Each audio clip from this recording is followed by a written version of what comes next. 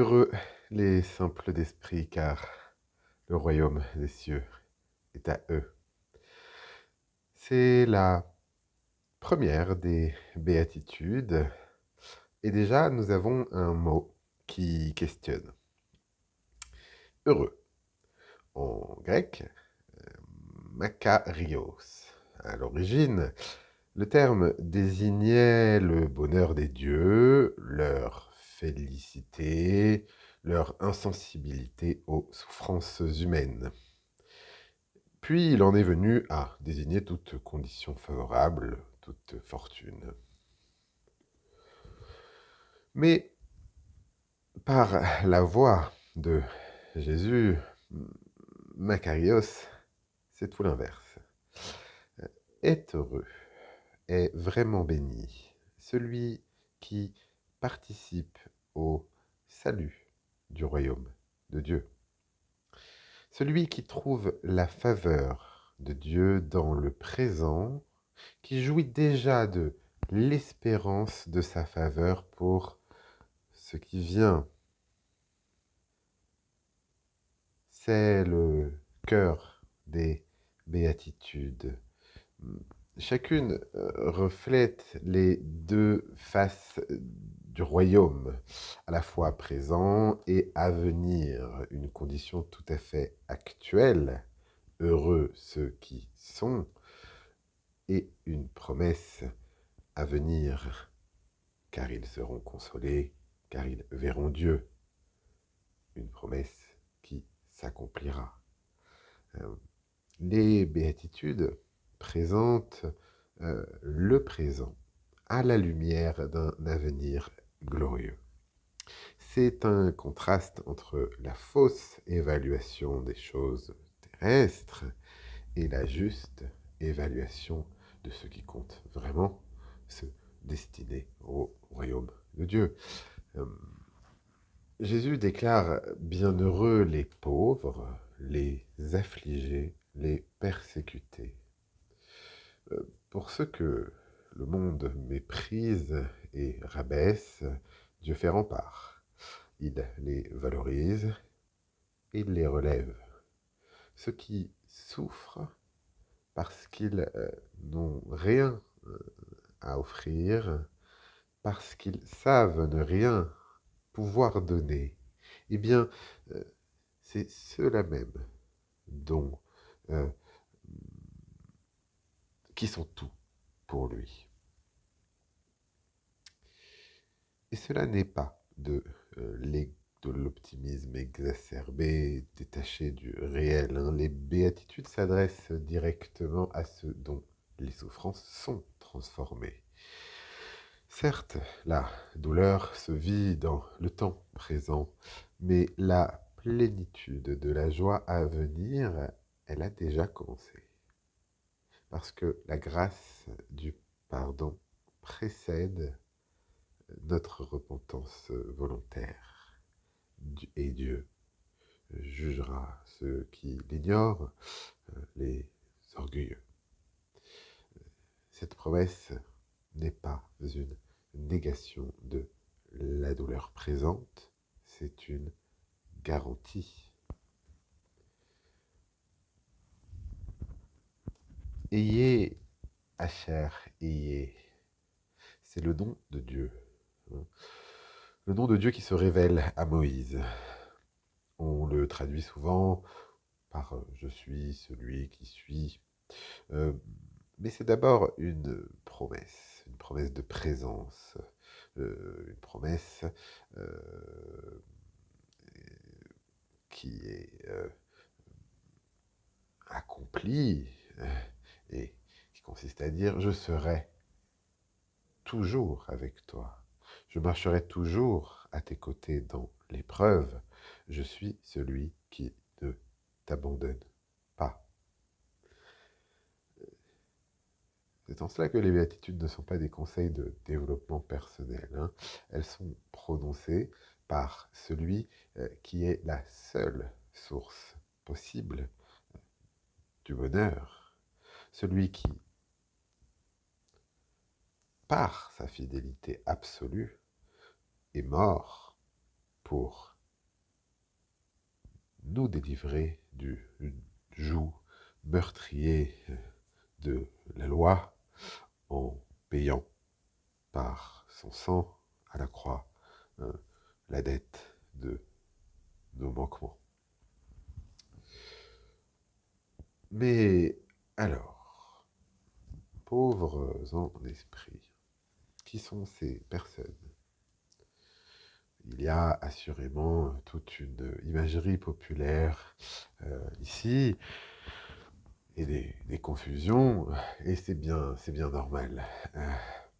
On pense, par exemple, aux idiots, au sens littéral, ceux qui n'auraient pas les capacités intellectuelles.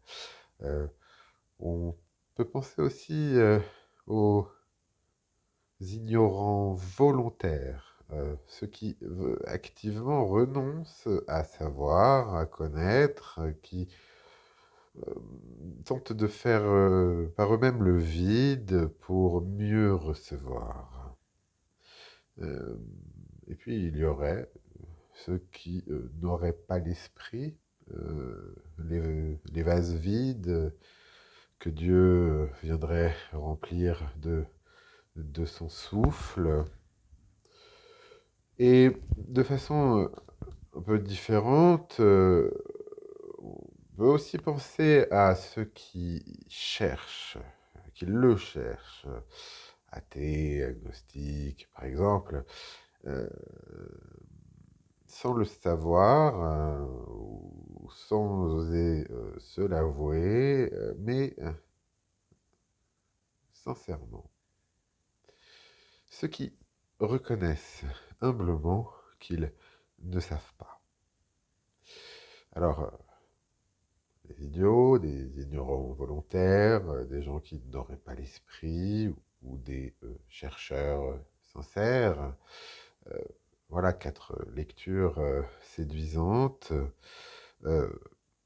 mais ce sont 4 lectures qui passent à côté de la richesse théologique et spirituelle du texte.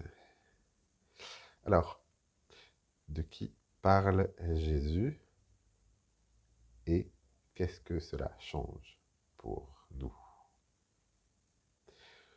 On va ouvrir le dossier. Nous sommes donc dans les béatitudes en Matthieu, chapitre 5, verset 3, que je vous lis en grec, makarioi oi ptokoi to pneumati.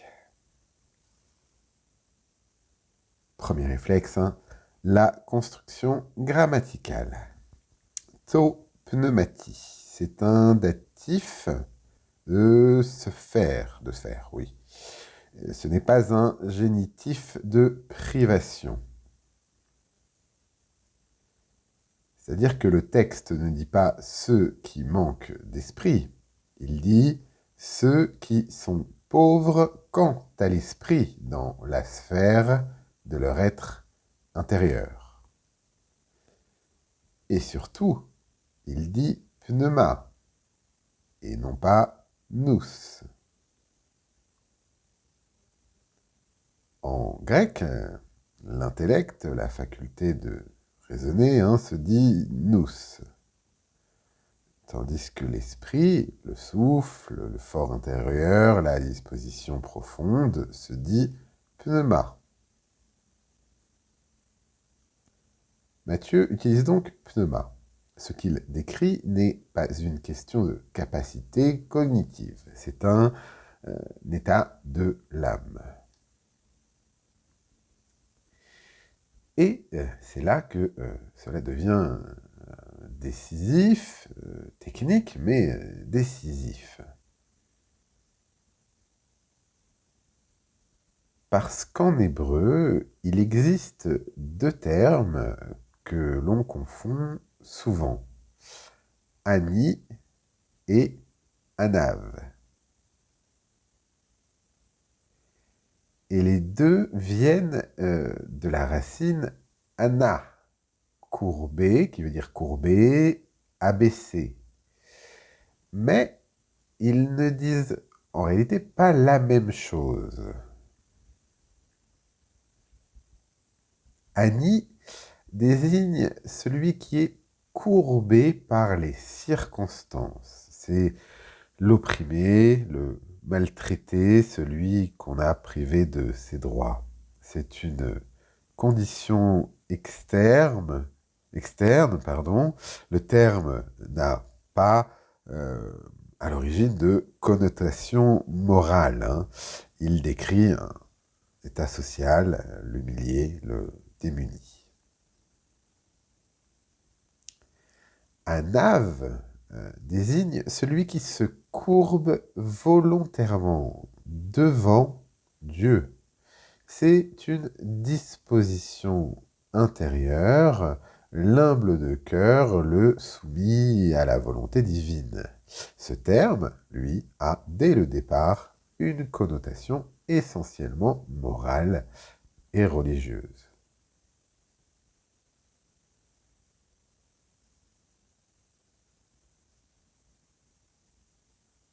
Le substantif dérivé, anava, ne signifie pas affliction d'ailleurs, mais humilité, douceur. C'est une vertu acquise et non pas une catastrophe que l'on subit. Et ce n'est certainement pas une déficience, hein.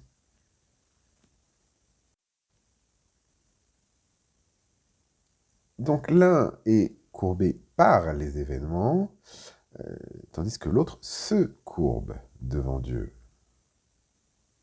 Alors, pourquoi est-ce que on mélange les deux? Pourquoi est-ce que la confusion persiste?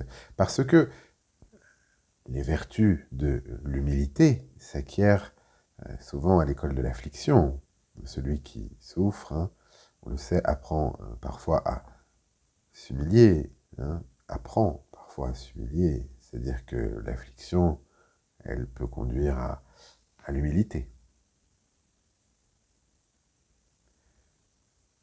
Cela dit, les deux restent distincts en termes sémantiques et la question, quoi qu'il en soit, de l'intelligence, elle n'entre tout simplement pas dans ce champ.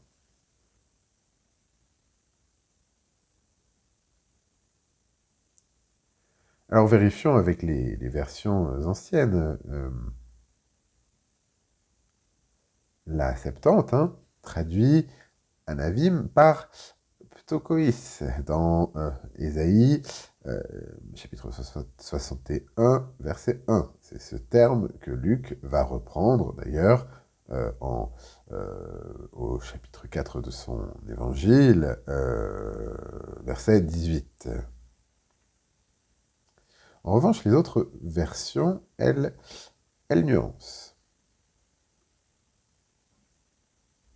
Si on prend la Vulgate, hein, la Vulgate, elle rend Annie majoritairement par Pauper, Pauper, Egenus, Inops, mais Anav par Métis ou Mensuetus, d'où humble.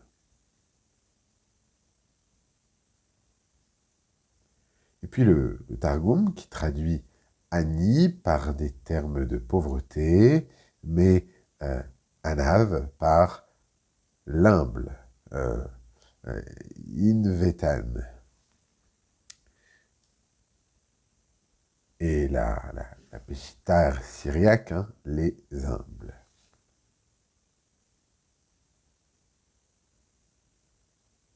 Alors, regardons les alignements grecs pour Anav dans tout l'Ancien Testament.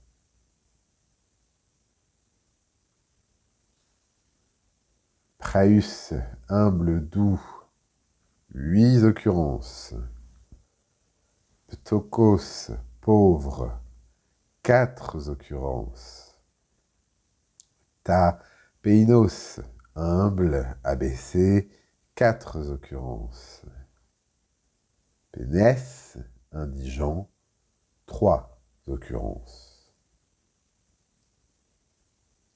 Et dans tous les cas, ce n'est jamais ignorant, ce n'est jamais déficient.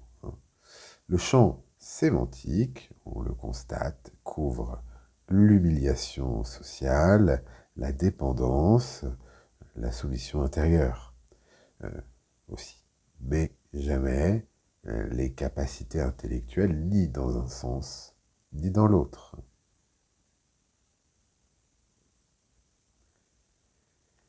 Et maintenant, voici ce que la plupart des lectures, peut-être trop dévotionnelles, vont manquer. À savoir que ces termes sont devenus, dans l'Israël post-exilique, des désignations techniques d'un groupe social et spirituel. Les Anavim et les Aniyim désignent les pauvres pieux, les justes souffrants, ceux qui, qu'ils soient courbés par les circonstances ou humbles de disposition, étaient les serviteurs fidèles de Yahvé. Et ce parti formait une sorte de petite église dans l'église, une ecclesiolae ecclesia, face à la majorité mondaine, indifférente et parfois persécutrice. Du point de vue social, ils sont les aniyim, les pauvres, mais du point de vue moral, ils sont les anavim, les humbles.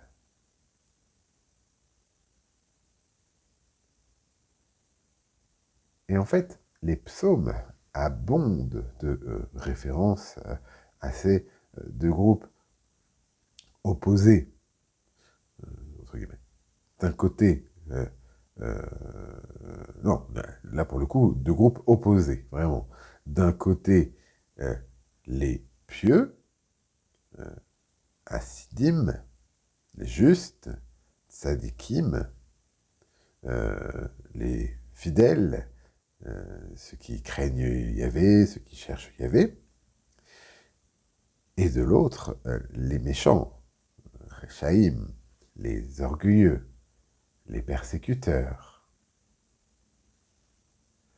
En fait, dans les psaumes, les Aniyim sont substantiellement identiques à ceux qu'on appelle ailleurs les pieux, les justes, les fidèles.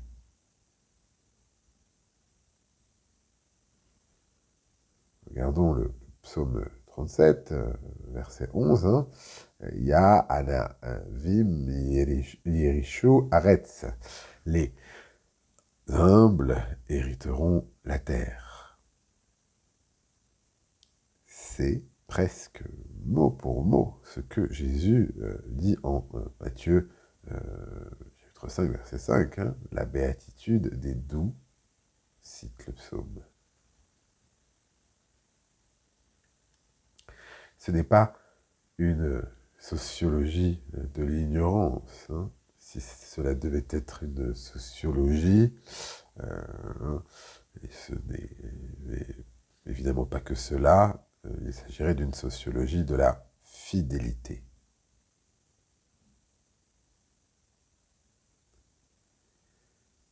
Parce qu'il existe bien, en revanche, dans le Nouveau Testament, un discours sur l'opposition entre sagesse divine et sagesse humaine. Hein. C'est le grand thème, d'ailleurs, du début de l'épître de Paul, la première épître aux Corinthiens, versets 1 à 3.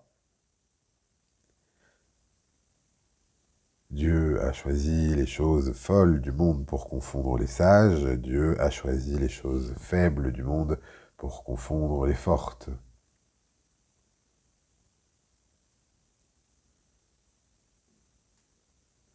On retrouve le même type de message dans l'évangile de Luc, chapitre 10, verset 21. Je te loue, Père, de ce que tu as caché ces choses aux sages et aux intelligents, et de ce que tu les as révélées aux enfants. Alors, ce cadre-là, il concerne tout le monde, hein. L'humilité face à la sagesse, la réceptivité, l'écoute, l'abandon, c'est une vertu que l'on peut dire universelle, hein. Privilégier l'écoute sur le savoir, c'est difficile, mais c'est primordial au niveau éthique.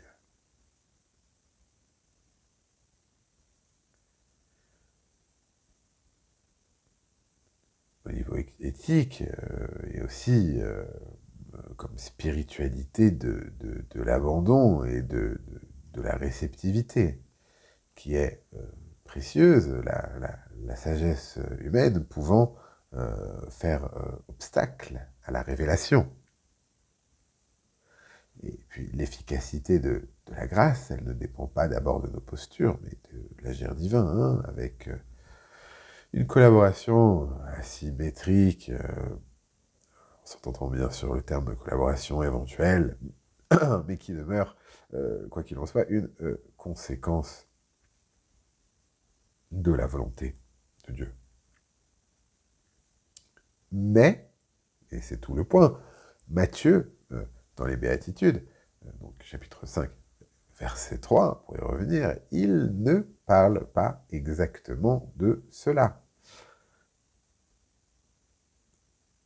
Les pauvres en esprit des béatitudes ne sont pas simplement des gens humbles face au savoir.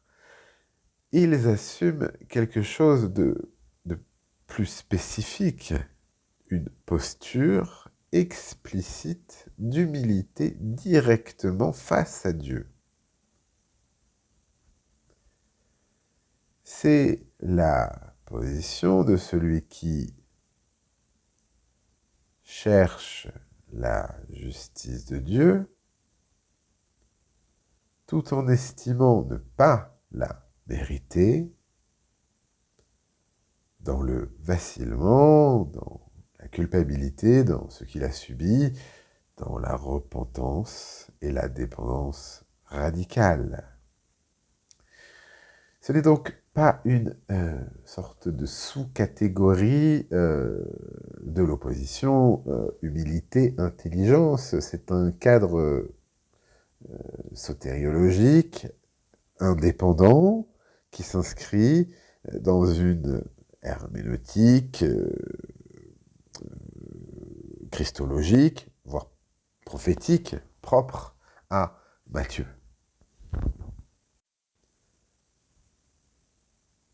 Les deux cadres peuvent se recouper, les deux humilités, l'humilité et la dépendance, mais les enjeux sont distincts, d'autant que nous sommes dans les béatitudes, hein. Donc la question du salut et le moment dans le récit donne au cadre de la repentance et de la recherche de la justice de Dieu un enjeu très important.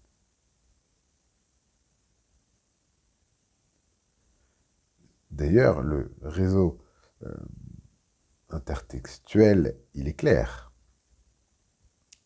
Matthieu 3 renvoie à Ésaïe 61, verset 1. C'est ce passage qui est la clé de voûte des chants du serviteur. Il couronne Ésaïe chapitre 42, chapitre 49, chapitre 50 et le fameux chapitre 53.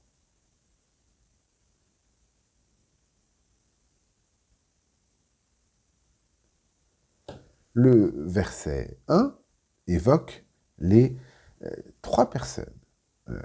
L'Esprit, roi du Seigneur, l'Éternel est sur moi, car l'Éternel m'a oint.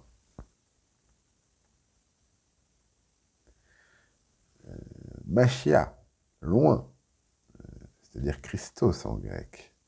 L'onction confère à la fois les dons et le mandat prophète, prêtre et roi. Et les commentateurs classiques distinguent trois sens possibles des pauvres dans ce verset. Premièrement, les nations, privées de toute grâce jusqu'alors. Deuxièmement, les indigents littéraux, ceux qui suivaient Christ parce qu'il prêchait le mépris des richesses. Et troisièmement, les pauvres en esprit, c'est-à-dire ceux dont le cœur est brisé et qui attendent la consolation. Nous avons donc trois catégories et aucune ne concerne les capacités intellectuelles. Les psaumes et Ésaïe parlent de ces pauvres pour les convaincre de la puissance du Seigneur à les consoler, les soulager, les protéger s'ils respectent ses lois.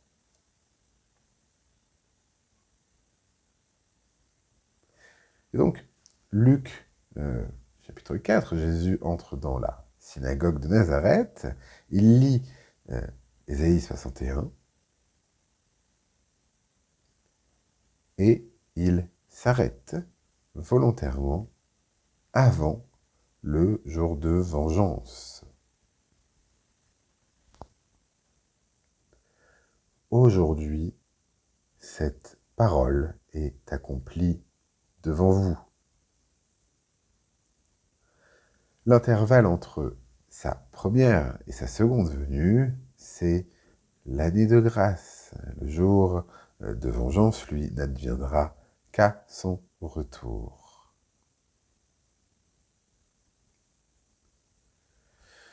Jésus sait, autrement dit, exactement ce qu'il lit, il sait pourquoi il s'arrête, et il prend le contre-pied de son époque en offrant au Anavim une garantie. Vous serez les premiers. Ceux qui cherchent la justice de Dieu tout en estimant ne pas la mériter, question difficile, ils l'auront. Elle couvrira leurs fautes par son sang.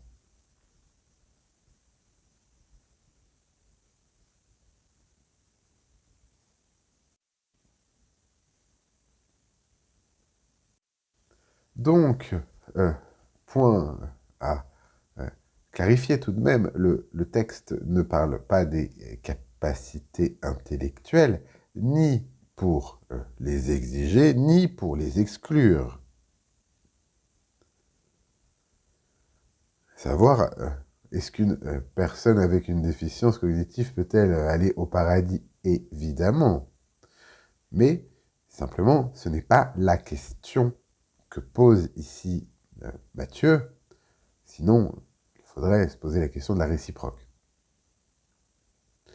Le texte ne dit pas « heureux ceux qui n'ont pas d'intelligence » et il ne dit pas non plus « heureux ceux qui ont de l'intelligence et qui l'abaisseraient » par exemple. Il dit « heureux ceux qui sont pauvres quant à leur être intérieur devant Dieu ».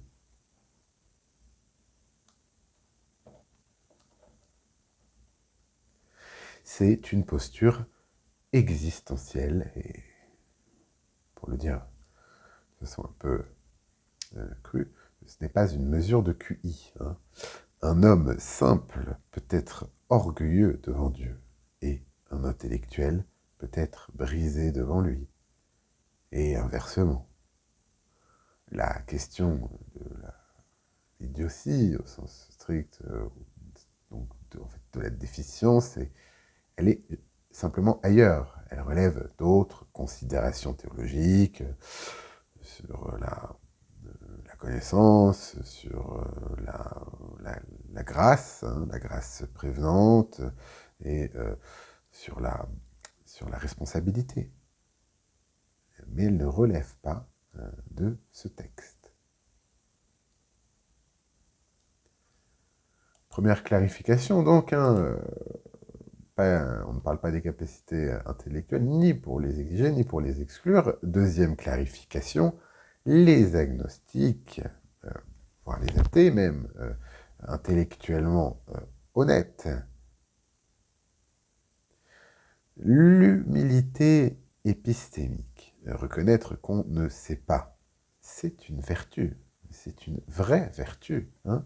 C'est une vertu qui entre dans le cadre général de la première aux Corinthiens, versets 1 à 3, et dans l'Évangile selon Luc, chapitre 10, verset 21. Tout le monde est concerné par l'importance de l'humilité face à la sagesse, hein. Simplement, ce n'est pas la pauvreté en esprit des béatitudes. Pourquoi ? Parce que les pauvres en esprit de Matthieu assument une posture explicitement de recherche de la justice de Dieu. Ils se reconnaissent indignes devant lui et ils espèrent sa miséricorde. On est à l'école de la dépendance radicale. L'agnostique sincère, surtout si sa position est consciente et exprimée, il n'est pas dans ce schéma non plus, hein. Il n'est pas l'opposé symétrique du pharisien orgueilleux, hein. Il peut tout à fait être humble. Il est dans un autre registre. Être intellectuellement honnête chez un non-croyant, c'est une vertu, et nous ne savons pas la faire entrer dans le schéma spécifique, humilité face à Dieu, vis-à-vis de l'orgueil pharisien. Les béatitudes ne l'annexent pas et elles ne le condamnent pas non plus. Elles parlent simplement d'autre chose. Parce que ce qui s'oppose aux pauvres en esprit, ce n'est pas l'intelligence, c'est l'autosuffisance devant Dieu. On le voit en Luc 18, hein, le pharisien, il sait des choses. Et savoir des choses, c'est très bien. Le problème n'est pas son savoir. Le problème, c'est qu'avec ce savoir, il vient se présenter tel un créancier devant Dieu, comme si Dieu lui devait quelque chose, parce qu'il aurait jeûné, il a dîmé, il aurait donc mérité. Mais le publicain aussi, il sait. Mais qu'est-ce qu'il sait ? Il sait qu'il est pécheur. Il se présente donc comme débiteur, hein, dans l'attente de la justice. Il n'a rien à faire valoir et il espère tout de la grâce de Dieu.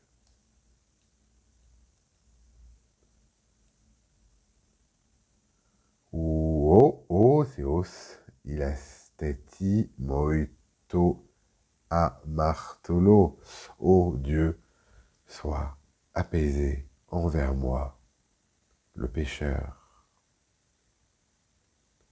La différence n'est vraiment pas cognitive, elle est positionnelle, elle est coram deo.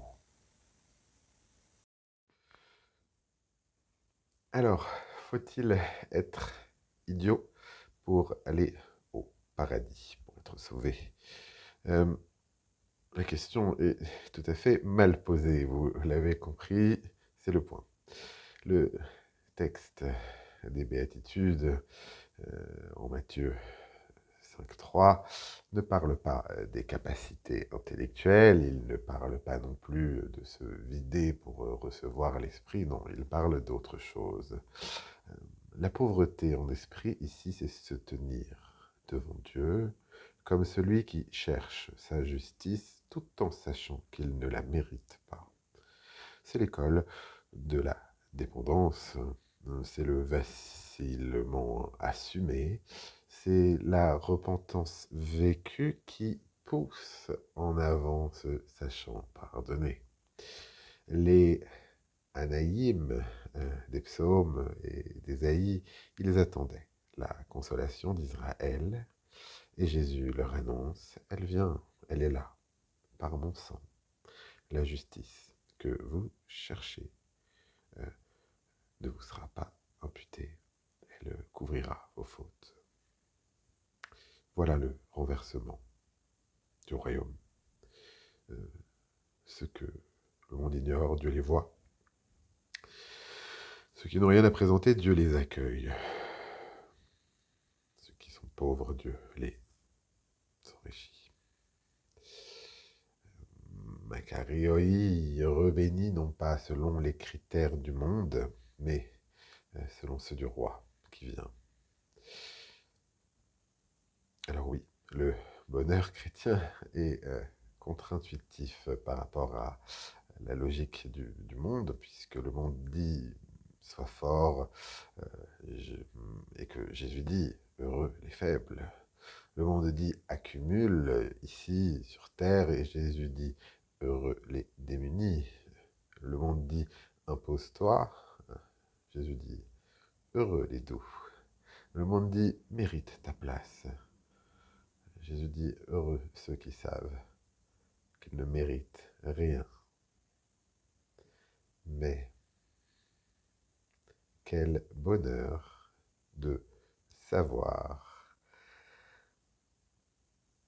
cette vérité toute simple, que notre valeur ne dépend pas de nos performances. Quel bonheur de savoir qu'on peut venir à Dieu tel qu'on est, parfois brisé, parfois vacillant, démuni, mais être accueilli et relevé. Quel bonheur de savoir que notre insuffisance est tout l'inverse d'un obstacle lorsqu'elle est le lieu où la grâce agit. Quel bonheur de savoir que le roi de ce royaume est venu pour les malades et pas pour ceux qui se croient en bonne santé, venu pour les pécheurs et non pour ceux qui se croient justes. Quel bonheur de savoir que le verdict final dépend du sang de Christ versé pour nous et qui entraîne notre reconnaissance. C'est ça l'évangile, c'est ça la joie qui commence maintenant, car Dieu nous a offert le temps également. En nous offrant ce temps, il nous dit que la grâce nous a toujours précédés, et que donc ce n'est pas pour demain, c'est pour hier ou c'est pour absolument tout de suite. C'est maintenant. Ce n'est donc pas une béatitude pour les ignorants, ce n'est pas une béatitude contre les intelligents. Hein. Et l'agnostique sincère, le chercheur, en réalité, vous l'avez compris, est dans un autre registre. Il n'est ni annexé, ni condamné. Et le vase vide n'est tout simplement pas le sujet ici. C'est une béatitude pour ceux qui, quelle que soit leur capacité cognitive, intellectuelle, que sais-je, et leur performance, savent qu'ils sont pauvres devant Dieu et qui espèrent tout de celui qui peut les enrichir infiniment. Cette béatitude, cette promesse de béatitude transforme le présent. Elle donne un sens à la souffrance. Elle ancre le croyant dans l'espérance d'une restauration définitive, tout en activant ici, maintenant, euh, euh, le, le modèle de vie de notre Maître Jésus, euh, qu'il communique à ses disciples. Euh, alors, l'idiot, il peut aller au paradis, hein, l'intellectuel aussi. Ce qui compte, c'est comment on se tient face au Créateur.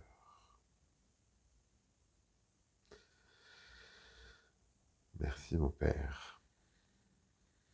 Si cette enquête t'a été utile, n'hésite pas à t'abonner et à partager. Et puis, on se retrouve très vite pour un nouveau dossier. Grâce et paix sur toi.